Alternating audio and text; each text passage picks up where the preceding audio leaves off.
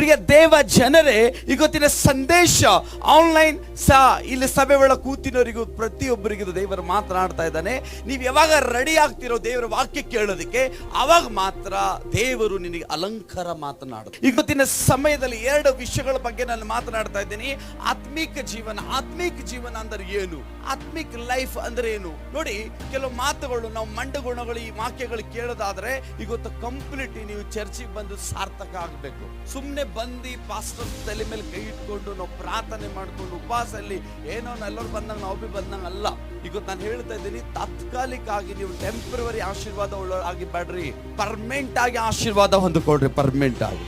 ಆದ್ರೆ ನಾನು ಹೇಳ್ತಾ ಇದ್ದೀನಿ, ನೀವು ಈ ಮೇಕಪ್ ನ ಹಚ್ಕೊಂಡ್ರೆ ಕೆಲವು ಸಮಯದಲ್ಲಿ ಮತ್ತೆ ಬಾಡ್ ಹೋಗ್ಬೋದು, 1 ತಾಸು 2 ತಾಸು ನಂತರ.